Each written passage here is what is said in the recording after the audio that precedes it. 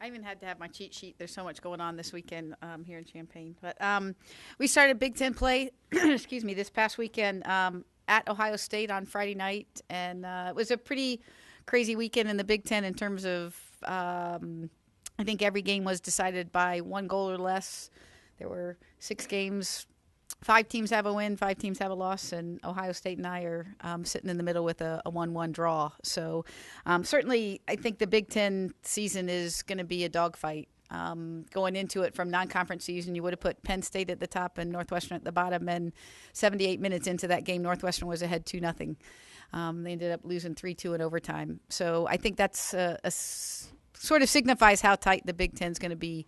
We're excited right now. We sit atop the Big Ten in terms of goals scored. Janelle Flaws is second in the Big Ten with 9 goals. And certainly that's been the consistent part of our season in terms of scoring goals. Our defense certainly is getting better. 3 straight halves without giving up a goal, and then a little bit of a defensive miscommunication on Friday, and we gave up a goal to tie the game, and then sort of got things back together and had a couple chances in overtime to win it, and didn't finish a couple of opportunities that we had. So, but we'll take the point at Ohio State and head into this, our Big Ten home opening weekend.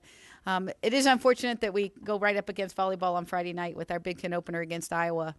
But our 2003 Big Ten championship team is going to be honored this weekend as they come back in for our reunion. So we're excited to get some of those back to campus. I just watched that highlight video and had to laugh at some of the things, even Derek Neal jumping up and down. He was our SID at the time. So it's certainly an exciting time for us. Iowa went through their non-conference season undefeated, lost their Big Ten opener 1-0, or 2-1, sorry, against Michigan. And Nebraska, still undefeated, beat Denver over the weekend as well, who was ranked 14th in the country. So expect Nebraska probably to be ranked coming in for Soccer Fest on Sunday. So it's a big weekend for us. I think every weekend in the Big Ten is huge.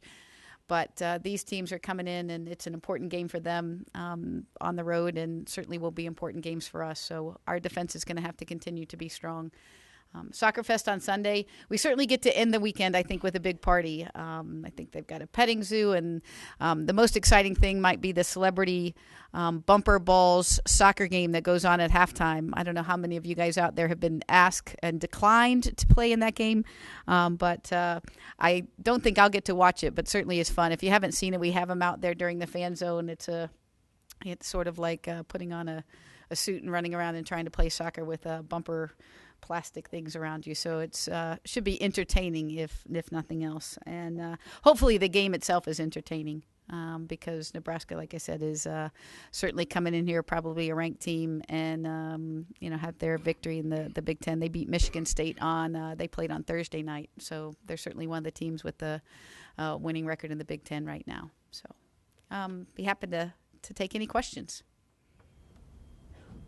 Jenny, you mentioned the conflict on Friday night. Are there ways that the Big Ten is willing to work with individual schools to try to avoid that? And if so, has Illinois tried to do that in the past? That's probably an administrative question. I was just talking to Maria Woods this morning about that and how we could be proactive. I didn't know there was a conflict until I got the email with my 4 free tickets, which I certainly won't be able to use. But, I think maybe, we have to be a little bit more proactive because certainly, we could have looked at maybe a time change or something like that to try to, because I know our game at least is not on the Big Ten network. So certainly there maybe some things that we could have done to adjust that. I know we kept our late game time in order to give our alumni time to get in after working on a Friday up in Chicago and things like that. So I think certainly something in the future we'll try to avoid that as much as we can.